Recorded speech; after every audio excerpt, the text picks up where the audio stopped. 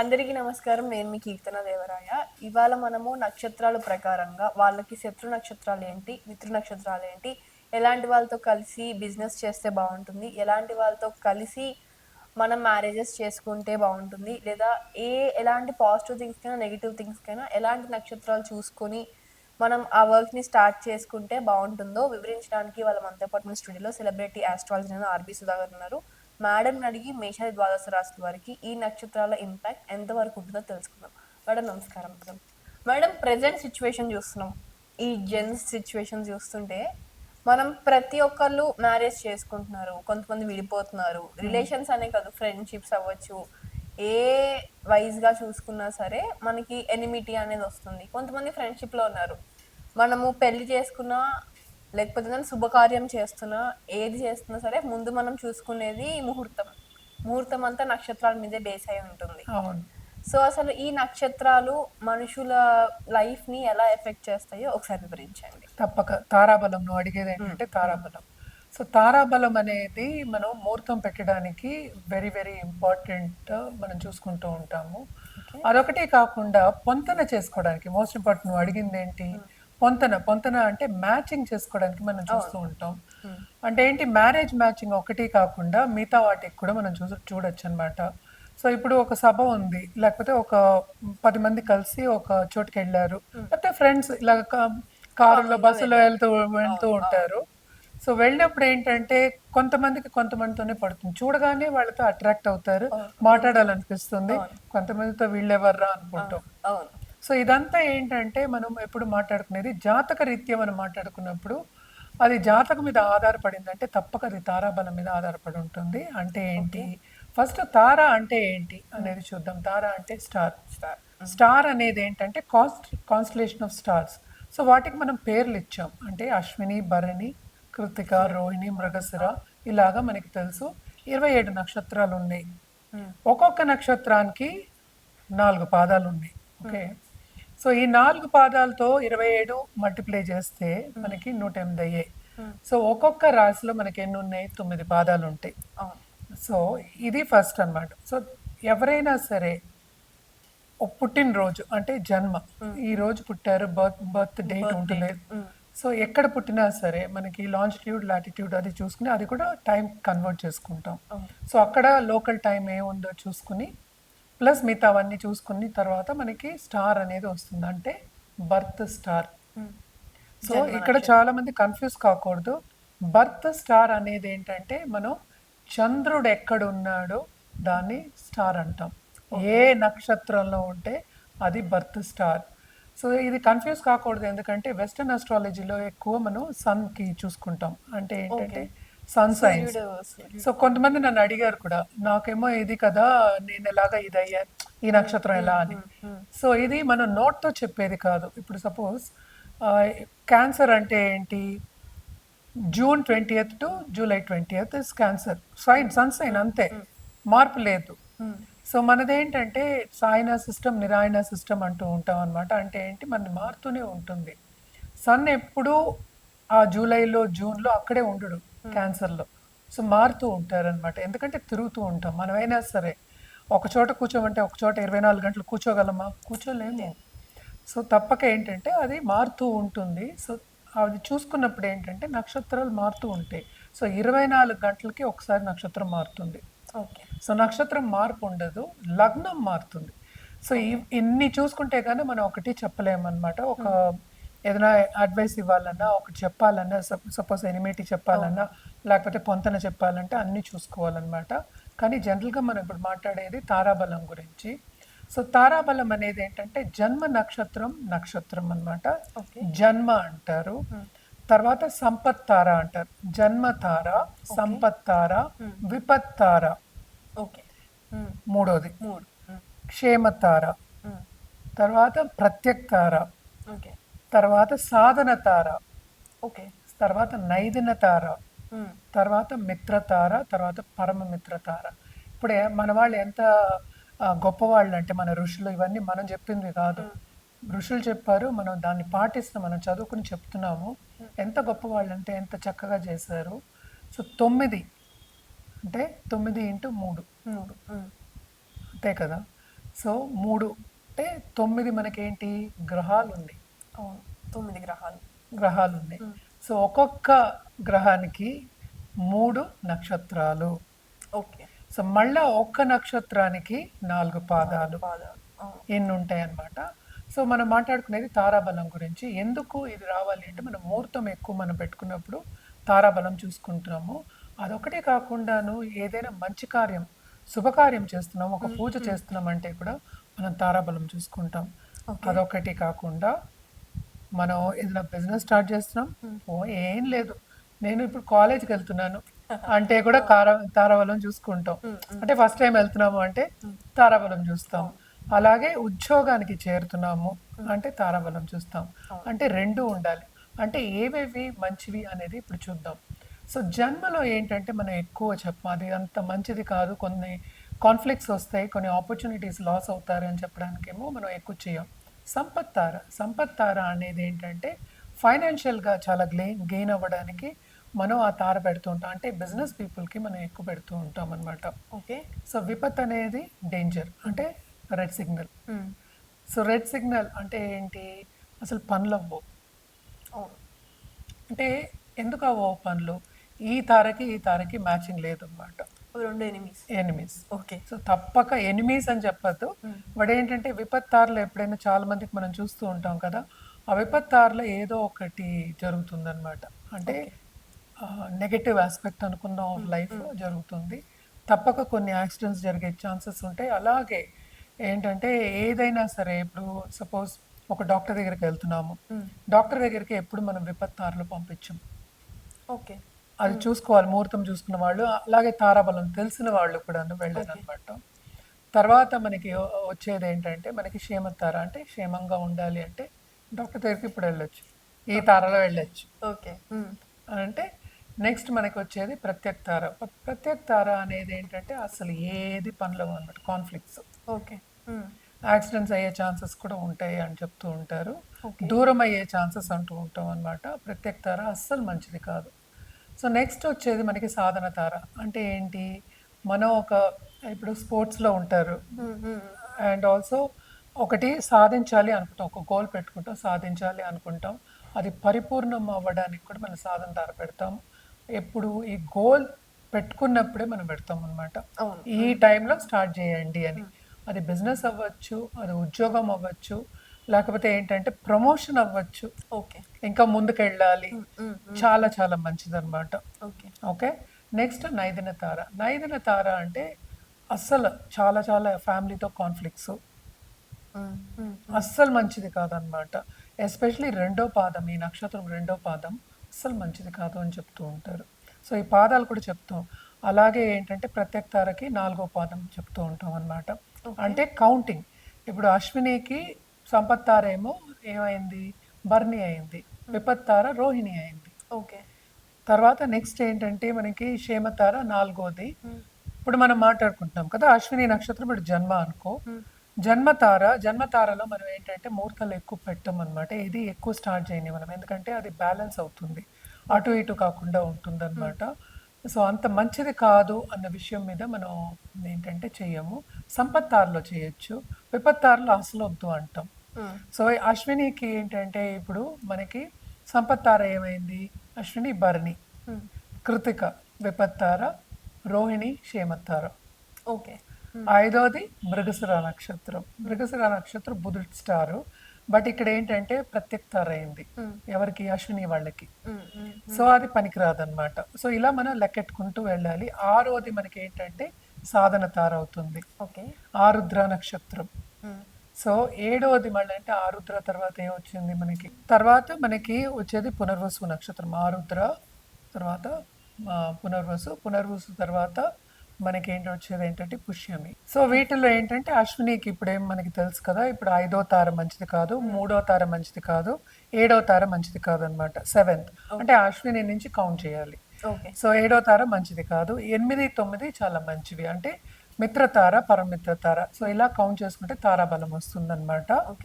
So but ఏంటంటే most important, మనం మ్యాచింగ్కి చూడాలి అన్నా కూడాను మనం ఏంటంటే రాసుల వారీగా కూడా చూసుకుంటాం. అవును. అదొకటి కాకుండాను ఈ స్టార్స్ అన్నిటికీ ఒక్కొక్క స్టార్కి ఒక్కొక్క అధిపతి ఉంటారనమాట. ఓకే. ఇప్పుడు అశ్వినికి మనకి కేతు అయ్యారు, హ్మ్. భరణికి మనకి వీనస్. సో ఇలాగా సో ఇవి వచ్చినప్పుడు ఏంటంటే ఎందుకు ఇది తీసుకున్నాను ఈ సబ్జెక్ట్ అంటే దీన్ని బట్టి మనకి దశా విశేషాలు అనేవి కౌంట్ అవుతాయి. ఓకే. సో అంటే ఏంటి, మన వెళ్ళే పీరియడ్, మన నడిచే పీరియడ్ ఎలా ఉంది, మన కర్మ ఎలా ఉంది, ఇప్పుడు ఏం జరగబోతోంది, ఎలా ఉంటుంది ఫ్యూచర్ అని చెప్పడానికి ఇవన్నీ చూసుకుంటాం. తారని పట్టే, స్టార్ని పట్టే మనకి దశా సిస్టమ్ అనేది వస్తుందన్నమాట. ఓకే. సో దాన్ని బట్టి ఏంటంటే మన ప్రెడిక్షన్ అనేది వెరీ ఈజీగా ఇవ్వచ్చు.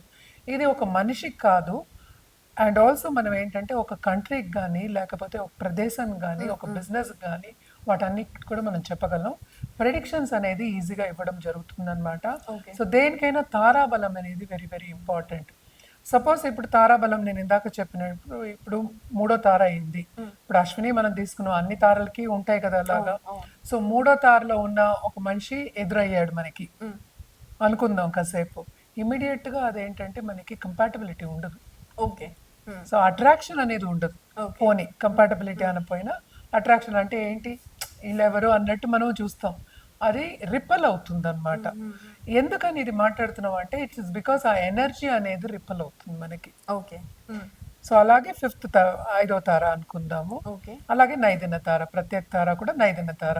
ఈ 3 వెరీ వెరీ ఇంపార్టెంట్. అలాగే జన్మలో ఉన్న వాళ్ళకి కూడా కొన్నిసార్లు జన్మ కూడా పడకపోవచ్చు అనమాట. ఓకే. ఇవన్నీ మళ్ళీ మనం ఏంటంటే మనం రాసుల వారీగా చూసుకోవాలి. ఇప్పుడు మనం ఇందాక మాట్లాడుకున్నాం కదా, అశ్విని భరణి కృతిక, మనకి కృతిక 1వ పాదం మనకి మేషంలో ఉంటాయి. సో మేష రాశి వాళ్ళకి అలాగే ఇప్పుడు కన్యా రాశి వాళ్ళకి కుదరదు. దాంట్లో ఉన్న స్టార్స్ హస్త నక్షత్రం ఉంటుంది, ఉత్తర ఉంటుంది దాంట్లో. సో అవి కొన్ని కుదరవు అనమాట. సో రిపెల్ అవుతాయి. అలా ఎందుకు రిపెల్ అవుతాయి అనేది ఏంటంటే బికాస్ 6, 8 అండ్ మనం ఏంటంటే 12 చెప్పుకుంటాం అనమాట. ఓకే. సో దాంట్లో ఉన్న తారలు కొన్నిసార్లు రిపెల్ అవుతాయి. అంటే రాసులు ఇప్పుడు మేషరాశికి 6వ రాశి మనకి కన్య అయింది, ఓకే. 8 ఏమైంది వృశ్చికం అయింది, 12 ఏమైంది మనకి మీనం అయింది. సో వీటిలో ఉన్న తారలకి వీళ్ళకి పొంతన ఉన్నప్పటికీ అంటే తారాబలం ఉన్నప్పటికీను కొంతవరకు పడదు అని చెప్తూ ఉంటాం. పడదు ఇన్ ద సెన్స్ మనం పెళ్ళికి కానీ కంపాటబిలిటీ మనం చెప్తాం. సో ఎక్కడ ఎలా ఉంది అని చూసుకుని దాన్ని బట్టి నువ్వు అడిగిన క్వశ్చన్కి ఆ పడపోవడం అనేది వస్తుంది, ఆ ఎనిమిటీ అనేది వస్తుంది అనమాట. ఇదంటే జనరల్గా మనం ఎందుకు చూస్తాము అంటే మోస్ట్ ఇంపార్టెంట్ ముహూర్తం కోసం, టైం కోసం. అంటే ముహూర్తం అంటే ఏంటి, మనం ఇంకా చాలా క్యాల్కులేషన్ ఉంటుంది. తారాబలం చూసినంత వరకు, ఎందుకంటే మనం ఏదైనా మంచి కార్యం చేయాలి అన్నా ఇదివరకు ఏంటి తారాబలం చూడకుండా బయటికి వెళ్ళేవాళ్ళు కాదు. ఇప్పుడు ఒకవేళ తారాబలంలో కనుక ఆ స్టార్స్ కి రెండు కంపాటబిలిటీ కరెక్ట్ గా లేకపోతే మనకి ముహూర్తంలో టైం మార్చుకుంటే అది ముహూర్తం ఎలా మారుతుంది? ముహూర్తం కూడా ఇప్పుడు తారే కదా. ఓకే. ఇప్పుడు మనం పెట్టే ముహూర్తము టైము అది తారే కదా, మళ్ళీ స్టారే కదా. ఓకే. సో అప్పుడు రాదు కదా, మ్యాచ్ అవ్వదంటే ఇంకా మ్యాచ్ అవ్వదు, దానికి ఏ సోర్స్ ఉండదు అంతే. ఇప్పుడు అలాగే కంపాటబిలిటీ ఇంకా చాలా దోషాలు అవన్నీ కూడా చూస్తాం అనమాట. ఓకే. సో జనరల్ గా మనం నువ్వు అడిగిన క్వశ్చన్ కి ఎనిమినిటీ ఎందుకు వస్తుంది అంటే it is because of that ఏంటంటే ఎనర్జీ రిపెల్. అంటే గ్రహాలు అంటే ఏంటి, ఎనర్జీయే కదా. గ్రహం పట్టుకుంటుంది ఎనర్జీ అన్ని అంటాం, ఇలా లాగుతుంది అంటాం అనమాట. సో ఆ గ్రహాలు కూడా ఎనర్జీయే. సో ఈ ఎనర్జీ రిపెల్ అవుతుంది. అలాగే స్టార్స్కి ఎనర్జీ ఉంటుంది, అన్నిటికీ ఎనర్జీ ఉంటుంది. సో బేసికలీ ఏంటంటే రిపెల్ అవుతుంది, పడదు. ఓకే. ఎక్కడో బ్యాలెన్స్ లేదు, బ్యాలెన్స్ తప్పుతుంది అంటే ఈజీగా అందరికీ అర్థం అవుతుంది. సో దాని తారాబలం.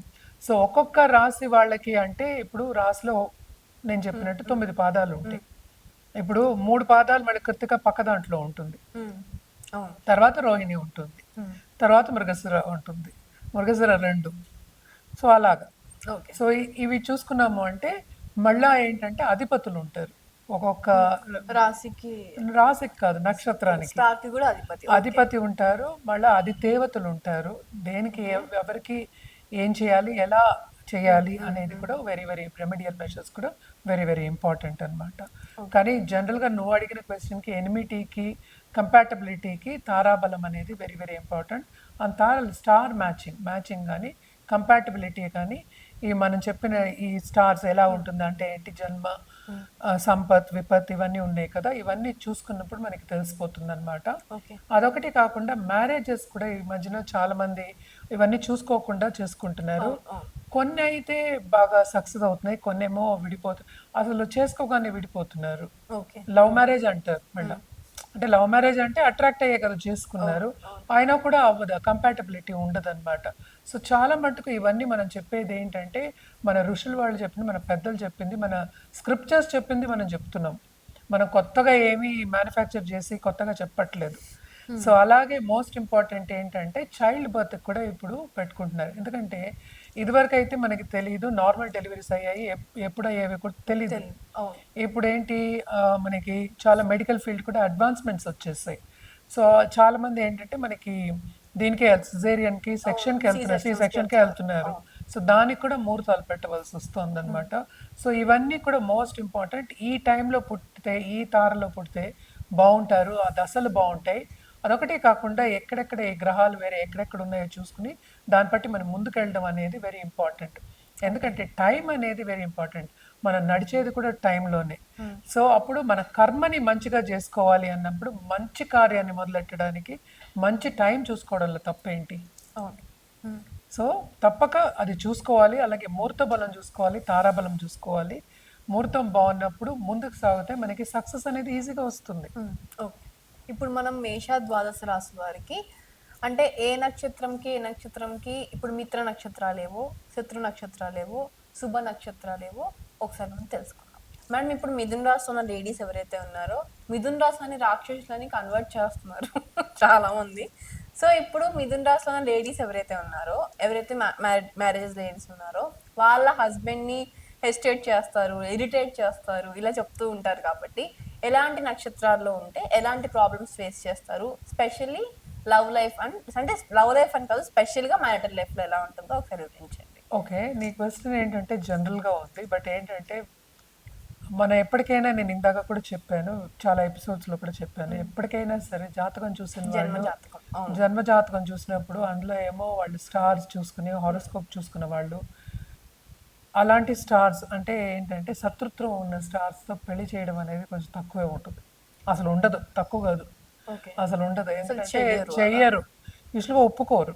అంటే ఇప్పుడు అస్ట్రాలజర్స్ ఇప్పుడు లెర్న్డ్ పీపుల్ ఉంటారు. అంటే చదువుకున్న వాళ్ళు ఇప్పుడు ఒక లా ఉంటుంది. లాని మనం అపోజ్ చేయలేము కదా! అంతే. సో అలాగే నువ్వు అడిగిన ప్రశ్న ఏంటంటే ఇప్పుడు శత్రువులు ఉన్నారు అనుకుందాం. శత్రు నక్షత్రాలు ఇద్దరు పెళ్లి చేసుకున్నారు అనుకుందాం. సపోజ్ మిథున రాశిలో. ఎందుకంటే సింగిల్ గా మనం ఏం చెప్పలేము. అవును. అవును. సో మిథున రాశిలో ఉన్న వాళ్ళకి వేరే రాశి వాళ్ళకి ఇద్దరికి శత్రు నక్షత్రాలు ఉన్నాయి. అది మిథున రాశి వాళ్ళకి అనుకుందాం. అది ఆడ అవ్వచ్చు, మగ అవ్వచ్చు. ఓకే. సో జనరల్ గా మనం చూసాము అంటే వాళ్ళు ఇబ్బంది పెట్టే ఒక స్థాయి వస్తుంది. అంటే ఏంటి అటు ఆడవాళ్ళు ఇబ్బంది పెడతారు, అటు మగవాళ్ళు ఇబ్బంది పెట్టగలరు. అంటే ఏంటి ఒకళ్ళదే కాదు కదా. ఇప్పుడు మ్యారిటల్ లైఫ్ అంటే ఇద్దరు హ్యాపీగా ఉండాలని మనం వాళ్ళని కలుపుతున్నాం. నాట్ ఓన్లీ దట్ మనం ఏంటంటే ఫ్యామిలీని కూడా కలుపుతూ ఉంటాం. అంతే. అవును. సో ఇప్పుడు ఏమవుతుందంటే చెప్పుడు మాట వినడం అనేది ఒకటి మోస్ట్ ఇంపార్టెంట్. అంటే పెద్దలు ఇదివరకు ఏంటంటే మంచి అడ్వైస్లు ఇచ్చేవాళ్ళు. అంటే ఇటు కలిసి ఉండండి, అవును. ఇలా అడ్జస్ట్ గొడవలు అవ్వండి, పడకండి. ఇలా గొడవలు పడద్దు, మీరు ఇప్పుడు చిన్నతనం కదా ఇట్లా ఉంటుంది, అది అడ్జస్ట్ అవుతుంది, అండ్ యాజ్ యూ ఏజ్ కొంతవరకు బాగుంటుందని చెప్పి అడ్వైస్ ఇచ్చేవాళ్ళు ఉన్నారు. ఇప్పుడు అలా కాదు, రివర్స్ చేస్తున్నారు. అంటే అటు మనం ఎవరిని చెప్పలేం. తల్లులు కూడా ఏంటంటే నువ్వెందుకు చేయాలి, అంటే నువ్వు ఉద్యోగం చేస్తున్నావు, నువ్వు కూడా ఉద్యోగం చేస్తున్నావు, అంటే ఆడ మగ చేస్తున్నారు. సో నేను ఆడ మగ అని చెప్పట్లే, ఎవరిని చెప్పట్లే, జనరల్గా చెప్తున్నాను. సో నువ్వు ఉద్యోగం చేస్తున్నావు, నువ్వు ఉద్యోగం చేస్తున్నావు, నేను గొప్ప, నువ్వు గొప్ప, నాకు ఇంత డబ్బు వస్తుంది, నీకు అంత డబ్బు వస్తుంది. కానీ ఇక్కడ వాళ్ళు మర్చిపోతున్నారు ఏంటంటే డబ్బుతో ఏ రిలేషన్షిప్ ఏం నిలబడదు. ఓకే. ఇప్పుడు నువ్వు అడిగిన ప్రశ్న ఏంటి, శత్రు నక్షత్రాలకి ఎలాగా ఇద్దరు ఎలా ఇబ్బంది Marriage పెడతారు life, మ్యారిటల్ లైఫ్లో. సో ఈ కాలంలో ఏంటంటే ఆడపిల్లలు కూడా మేము పిల్లల్ని కనము అంటున్నారు. సో ఇలాంటి ఇబ్బందులు ఉంటాయి. ఎప్పటికైనా సరే ఒక గ్లూ ఉండాలి ఫ్యామిలీ లైఫ్లో. గ్లూ అంటే ఏంటంటే అతికేది, మన దగ్గర తెచ్చేది ఉండాలి. గ్లూ అంటే అర్థం అవుతుందని చెప్పా. ఫెవికాల్ అంటే మరీ గట్టిగా ఉంటుంది కదా. సో గ్లూ అని చెప్పాను. సో ఏంటంటే అది పిల్లలు అవుతారు. ఆ పిల్లలు లేనప్పుడు ఏమవుతుంది, నీ దారి నీదే, నా దారి నాదే, అంతే. సో అదే. నెక్స్ట్ ఇంకోటి ఏంటంటే మోస్ట్ ఇంపార్టెంట్ చెప్పుడు మాట వినడం. తల్లిదండ్రులు చెప్పిన మాట వినడం కాదు, ఫ్రెండ్స్ చెప్పిన మాట వినడం. అండ్ ఇప్పుడు కొత్తగా పుట్టుకొచ్చింది ఏంటి, ఇన్స్టాగ్రామ్ రీలు, నువ్వు నాది లైక్ చేయలేదు, నేను నీకు విడాకులు ఇస్తాను, ఓకే. ఇలాంటివి వస్తున్నాయి ఇప్పుడు. సోషల్ మీడియాలో నువ్వు యాక్టివ్ లేవు, నా ఫ్రెండ్స్కి హలో చెప్పలేదు, నా ఫ్రెండ్స్తో నువ్వేమో మాట్లాడలేదు, మొహం తుప్పుకుని వెళ్ళావు. సో ఇవన్నీ, సో ఇవన్నీ ఎక్కడి నుంచి వస్తాయి? ఎప్పటికైనా సరే కంపాటబిలిటీ అనేది లేనప్పుడు ఇలాంటి ప్రాబ్లమ్స్ వస్తాయి. Okay. Not only that, repel అవుతుంది. నేను చెప్పిన మ్యాగ్నెట్స్ ఏంటంటే అట్రాక్ట్ అవుతాయి, కానీ ఇది రిపెల్ అవుతాయి కదా ఒక్కొక్కసారి, అంటే విడిపోతాయి అనమాట. సో రిపెల్ ఎవరి దారి వాళ్ళది కింద వెళ్ళిపోతుంది. సో దగ్గరికి రావడం అనేది కష్టం. బట్ మ్యారిటల్ లైఫ్ అనేది, ఎస్పెషలీ లవ్ లైఫ్ అనేది దగ్గర కావడానికి కదా. సో అండ్ ఆల్సో హ్యూమన్ రేస్ని పెంచడానికి, అంటే ఏంటి, పిల్లల్ని కనడానికి. మన వ్యవస్థ, మ్యారేజ్ వ్యవస్థ కూడా అంతే, పిల్లల గురించి, ఫ్యూచర్ గురించి. ఫ్యూచర్ అంటే ఏంటి అంటే కాపాడుకోవాలి ఫ్యూచర్ని అని. అది ఈ డబ్బు సంపాదించడం ఎందుకు? ఎంజాయ్మెంట్కి. కరెక్ట్, ఎంజాయ్ చేయండి. కలిసి ఉండడంలో తప్పేంటి? కలిసి ఉండి ఎంజాయ్ చేయొచ్చు కదా.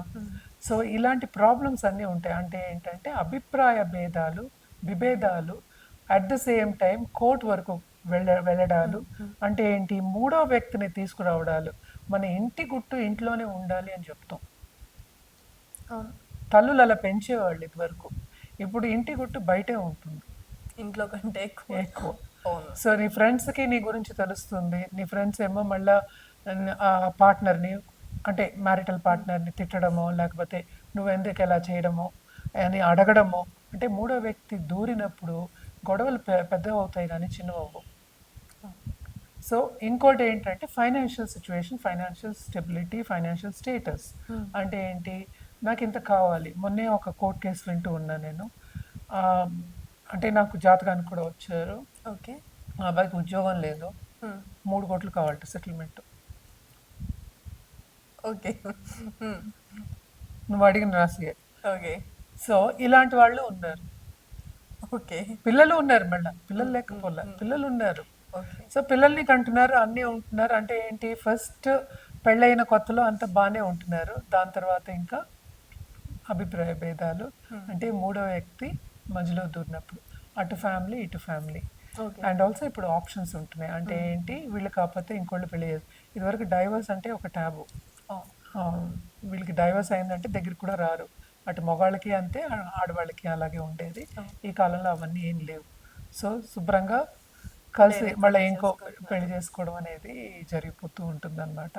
అదొకటి కాకుండాను ఇప్పుడు రిపెల్ అయిన శత్రు నక్షత్రాలు వచ్చినప్పుడు ఇంకా ఏంటంటే అసలు మాట వినకపోవడం, అసలు మనం గొడవలు పడడం, అండ్ ఆల్సో ఆల్మోస్ట్ కొట్టుకోవడానికి వెళ్ళడం. అంటే ఫిజికల్గా కొట్టుకోవడానికి వెళ్ళడం, అది పోలీస్ కేసు అవ్వడం, పోలీసులు కూడా నవ్వడం అనేది జరుగుతుంది. జరిగే విషయం అది. అంత స్ట్రాంగ్గా ఉంటుంది అనమాట. శత్రు నక్షత్రాలు రిపెల్ అవుతాయి అన్నమాట. సో ఎప్పటికైనా సరే హారోస్కోప్ అంటే జాతకం చూసి పెళ్లి చేసుకున్న వాళ్ళు, పొంతన చూసి పెళ్లి చేసుకున్న వాళ్ళు శత్రు నక్షత్రాలకి ఎప్పుడు ఒప్పుకోరు అనేది ఖాయం. ఓకే. ఇప్పుడు వీళ్ళు ఎలాంటి రెమెడీస్ చేసుకుంటే బాగుంటుందో ఒకసారి వివరించండి. సో తప్పక వీళ్ళు ఏంటంటే మిథున రాశి వాళ్ళు ఎప్పటికైనా సరే గణపతిని పూజించడం అనేది చాలా మంచిది. పసుపు గణపతిని అంటే పెట్టుకుని రోజు పూజించడం అనేది మంచిదన్నమాట. అలాగే గణపతి అథర్వ శీర్షం చదువుకోమని ఎప్పుడు చెప్తూ ఉంటాము.